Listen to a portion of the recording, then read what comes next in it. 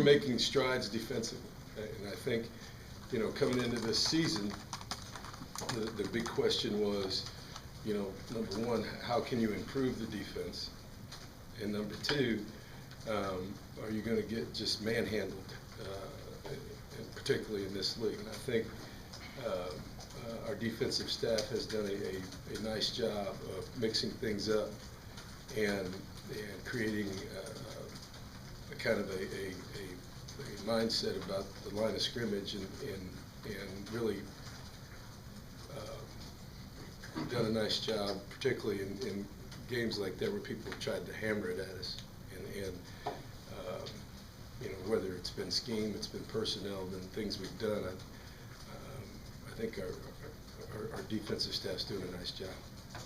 Demontre Moore continues to play at such a high level, looking, more than halfway through the season now. What really stands out about what he's done so far and the way he's playing? No, Demontre has always been a talented guy. I think, the biggest difference for him has been he's grown up and maturing. By that I mean there's, you see that with a lot of players and a lot of positions.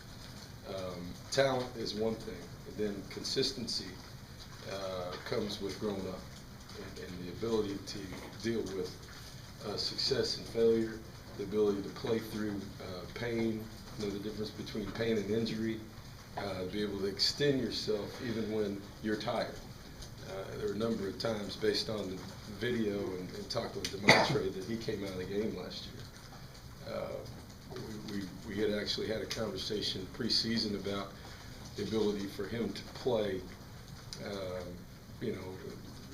30 or 40 snaps a game just at his best. I think the strength and conditioning situation has improved with him. He'll probably be the first to admit that, and that has helped him as a player be able to be confident and play just about every snap.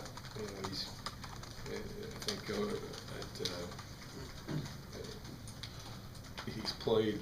He played about every snap but 3 this week. When he was hurt, maybe 3 or 4, and then the only play he didn't play the week before was when his helmet came off. And he tried to put it back on real quick, but they saw it, and he came off the field, and that's when he went back in. So he played, 106 plays in a game that was a sideline to sideline game. So, he's always been a pass rusher.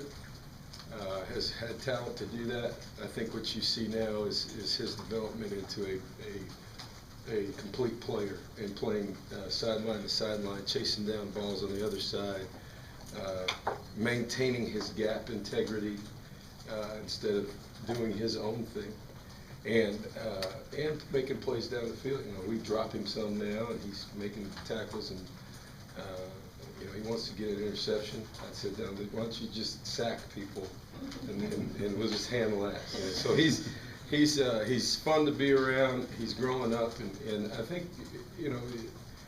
as I said, the light comes on for people at different times, and when it does, you see you get consistency, and that's all part of growing up.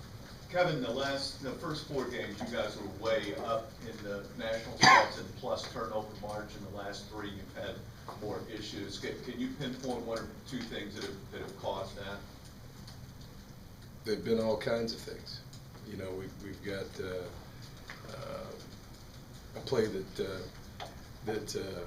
Ben Molina has finished that run many times the same way, and he's run over people. And he's been pretty sure-handed with the football. That's we hit Mike right in the chest with the ball. He's caught that ball. He's probably 3 or 4 times in the last 2 weeks. Very same play, even in that game. He takes his eyes off of it. Boom. So there's a number of different things that are going on. We're working at it. I think the biggest problem too is we haven't gotten any turnovers in the last 2 weeks. So. We've got to continue to try to create turnovers defensively. We've been solid playing defense, but last week was about as solid as you could be, but we didn't create any turnovers. and we turn the ball over. So if it was just one thing, you know, probably be easy to fix.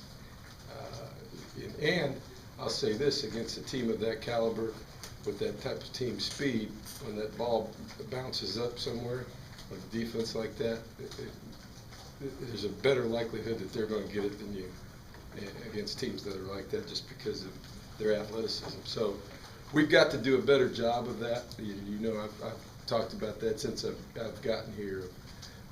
You know, those are the two biggest stat in football, turnover margin.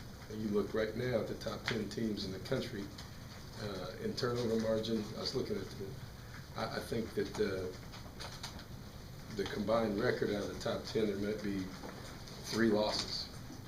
So, you know, that's a major stat. Here's a team that, in similar circumstances, is when we played Arkansas. Their backs are against the wall. They've lost some games. This is a prideful program coming 2 years off a national championship. You look recruiting rankings, they've had 3 straight top 10 recruiting classes. So there are players on this team in a program that has won as many games, one of the storied programs in college football. So with tradition and pride. So, you know, they're playing at home, and we're going to get their best shot. It's a very, very similar situation to what I said earlier. You know, it's a wounded animal is a lot of times the most dangerous. So these guys have got a lot of pride. They've got really good players, and you know, being at home, you know, we're going to have to get over there and play our very, very best to get out of there. I know you didn't live there long, but since you were born in Alabama, does it make it a little more special? Is it special for you to get to No, it's just I got a lot more ticket requests. You still have a lot of family in that area? I have a lot of family. My grandmother, you know, is 97. At least she'll admit to 97. She might be older. So, you know, she's still in Bruton, and my dad runs back and forth from Indianapolis to there, and so we have lots of family in that area. So there's quite a few ticket requests since we're going to be playing in the state of Alabama a couple times. So we try to take care of everybody, but I don't know if we can get that many tickets. But it's, you know, it's a good thing, and that's what I said. You know, for our players, it's exciting to go to these new places and play and see things, and you know, I think, as I said, I think that has kind of helped our energy level. And at least I've kind of preached that, just, you know, to enjoy that, and you're seeing some things as seniors that you thought you would never get to see, instead of going to the same places you've been for the last, you know, 3-4 years. Everything's new to us, and so, you know, we try to create some excitement out of it.